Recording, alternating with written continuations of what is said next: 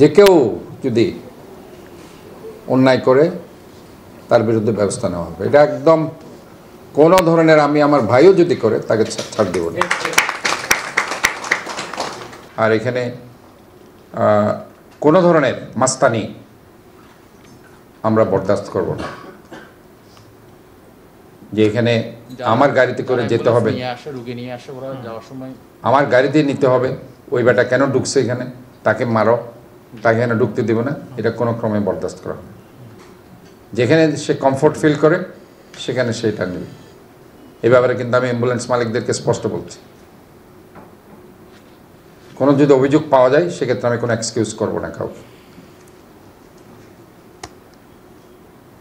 যদি এটা কেউ থ্রেট দেয় যে তুমি কেন ঢুকলা, তুমি এখানে ঢুকতে পারবে না, আঞ্জুমান মফিদুল ইসলাম তুমি ঢুকতে পারবে না, অথবা ঢুকতে পারবে না, আমি কিন্তু এমনি বলছি আঞ্জুমান মফিদুল ইসলাম আপনাদের যে রেট সেটা থেকে কিন্তু এই রেটটা কম আছে। আমি যে রেট এখন বলেছি 100-200 টাকা কম আছে। এটা ওই সময়কার বলছে 18 সালে, 17 সাল তো, এটা 18 সাল। এই 18 সালের আপনার যে 17 সালের ওইটাতে সামান্য একটু বাড়তি আছে, 18 সালে এটা হয়েছে। কাজে আপনাকেও একটু রেট কনসিডার মিনসকে এখন তো যেহেতু টাইম বেড়েছে আপনার ওইভাবেই সামঞ্জস্য করতে হবে।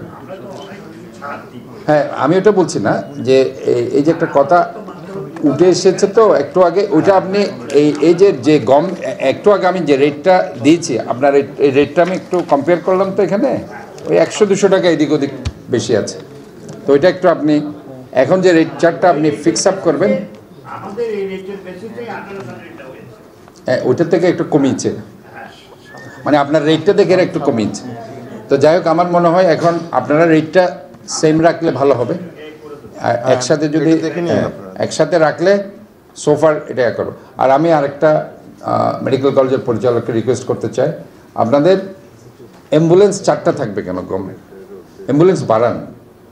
আমার মনে হয় ওই অ্যাম্বুলেন্সগুলো কিভাবে পেতে হবে সেটাও কিন্তু সাধারণ মানুষকে জানতে হবে। একদম চার্জ সব জায়গায় দিতে হবে, দরকার হলে ফোন নাম্বার ওয়ার্ডে দিতে হবে, নিচে দিতে হবে, গেটে লাগিয়ে দিতে হবে যে এই সুবিধাগুলো এখানে পাওয়া যাচ্ছে। এবং আমার মনে হয় মনিটরিংয়ের জন্য ইজ ভেরি ইম্পর্ট্যান্ট আমাদের যারা ছাত্র প্রতিনিধি চট্টগ্রাম মেডিকেল কলেজের, আমি বাইরের ছাত্র প্রতিনিধিত্ব আছেই, বাট আমি চট্টগ্রাম মেডিকেল কলেজের, আমরা এক সময় এই কলেজে কিন্তু 90-এর স্বৈরাচার বিরোধী আন্দোলন আমরাই করেছি। আজকে যে এরশাদ পতন হয়েছিল সে সময় প্রথম আন্দোলনটা কিন্তু আমরা বের করেছিলাম এই মেডিকেল কলেজ ক্যাম্পাস থেকে, ছাত্ররা, আমরা যারা তৎকালীন ছাত্র নেতা ছিলাম। কাজে আমি মনে করি যে চট্টগ্রাম মেডিকেল কলেজের ছাত্রদের সবসময় একটা পজিটিভ একটা ভূমিকা ছিল সবসময়। সেদিন ডাক্তার মিলন ভাই যেদিন মারা যায়, আমার এখনো মনে আছে, 27শে নভেম্বর 1990 সাল, আমরা সেদিন এই মেডিকেল কলেজ ছাত্রদলের, আমি তখন প্রেসিডেন্ট, ছাত্রদল, ছাত্রলীগ, ছাত্র ইউনিয়ন, ছাত্র শিবির, অন্য সমস্ত সংগঠন আমরা একসাথে মিছিল করে বের করি, এবং সমস্ত internee doctors, BMA, Bangladesh medical association, এবং ওই মিছিলে আর্মিরা বেধড়ক লাঠিচার্জ করেছে, কাঁদুনে গেছে মেরেছে, এবং আছে সবাই মিলেই। এবং ওই সময় এই রব কিন্তু নালাতে পড়ে, ড্রেনের মধ্যে পড়ে তার পা ভেঙে গেছে, এই প্রফেসর এই রব। তো এগুলো আন্দোলন করেছিলাম আমরা সেই সময়, আমরা কখনো পিছপা হইনি।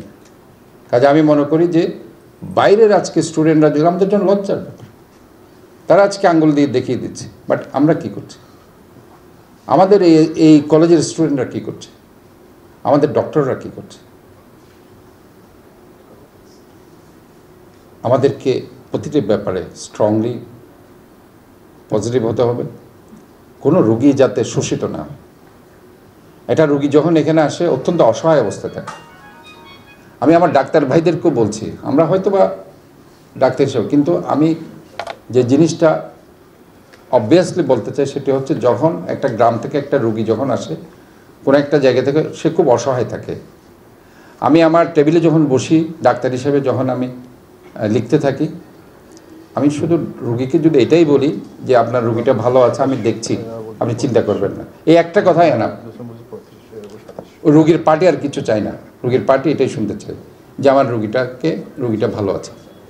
ওই সময় আমি যদি একটু গরম করে অথবা মাথা গরম করে কথা বলি, এটা আসলে হয় কি ওই রুগীর মনটা খারাপ হয়ে যায়, তখন মনে করছে হয়তোবা আমার ওই রুগীটাও বোধহয় খারাপ, আমার সাথে খারাপ ব্যবহার করেছে।